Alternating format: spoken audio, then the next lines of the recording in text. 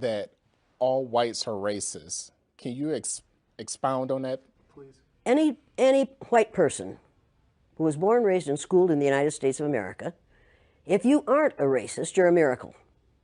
Either that or you decided to educate yourself. Because education in this country is about white is right, brown's all right, black's got to stand back.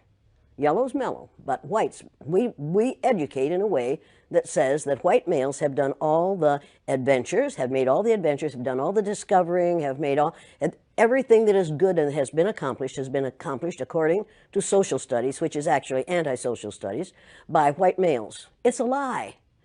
But we do that in order to maintain the myth of white superiority. The myth of race has to be maintained at all costs in this country.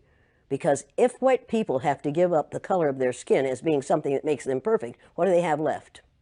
If we start teaching the truth about history, if we start teaching about Nile Valley contributions to civilization, it will totally change the way we conduct ourselves in the classroom. It will have to. Columbus didn't discover America. You can't discover a place where people are already living. But we celebrate that every October.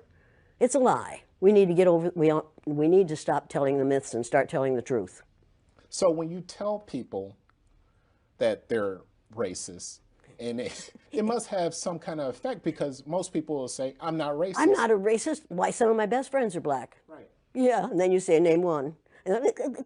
Or this one, I don't see color. And when some woman says to me, I don't see color, I say, I knew that. If you saw color, you wouldn't dye your hair that way.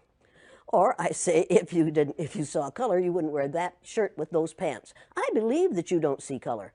It's an attempt to deny skin color. And it's an attempt to deny what's wrong with seeing the color of my skin. Is it all right for you to see me kind of pink? That's okay for me. I don't mind. And I suspect that you don't mind being seen the color you are. You have a right to be what you are.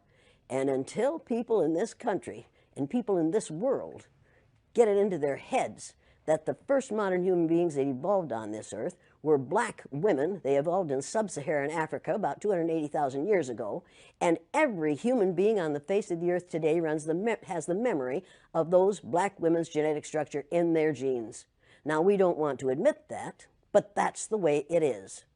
And as people moved farther and farther from the equator, their bodies produced less and less melanin, so their hair, their skin, and their eyes got lighter. As they moved into the east, they ate a lot of fish and a lot of vegetables, so their skin took on a different tone.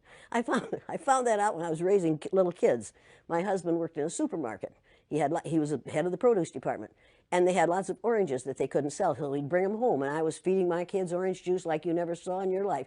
They began to have an orange cast to their skin. I thought they had a liver problem. So I took him to the doctor, and she said, what are you feeding these kids? I said, well, lots of orange juice. She said, stop it if you want them to stop being orange.